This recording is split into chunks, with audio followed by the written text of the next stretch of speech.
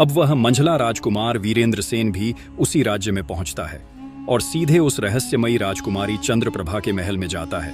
परंतु जैसे ही राजकुमारी चंद्रप्रभा उसके सामने आती है, वह राजकुमार उसे देखता ही रह जाता है। उसकी सुंदरता ऐसी थी मानो कि स्वर्ग की अप्सरा धरती पर उतर आई हो। राजकुमार देखकर मोहित हो उठता है। उसके मन में विचार आने लगता है कि यह स्त्री कितनी अद्भुत है, काश मैं इससे विवाह कर पाता। लेकिन अपने संकल्प को याद करते हुए वह राजकुमार गंभीर होता है और राजकुमारी चंद्रप्रभा से पूछता है, मेरा बड़ा भाई कहाँ है?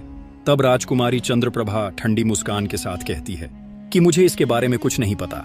यह सुनकर राजकुमार सोच में पड़ जाता है। कुछ क्षण बाद राजकुमारी चंद्रप्रभा उससे कहती है, राजकुमार, किस सोच में डूबे हो?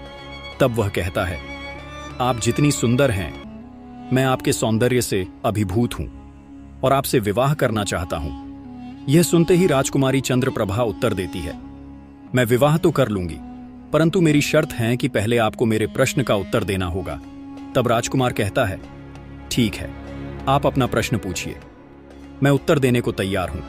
फिर राजकुमारी चंद्रप्रभा वही प्रश्न दोहराती है, परंतु दूसरा वाला राजकुमार भी उसके प्रश्नों का उत्तर नहीं दे पाता है और उनका भी सर कटवा दिया जाता है।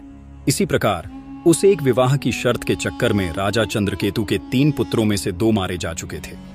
अब बचा सबसे छोटा पुत्र रुद्रसेन। जब उसे अपने दोनों भाइयों की मृत्यु का समाचार मिला तो उसका हृदय आक्रोश और पीड़ा से भर उठा।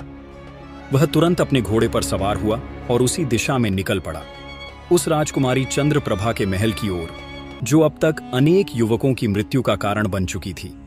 राजकुमार के माता पिता ने उन्हें रोकते हुए कहा, पुत्र, हम पहले ही अपने 2 पुत्रों को खो चुके हैं, हम आपको खोना नहीं चाहते।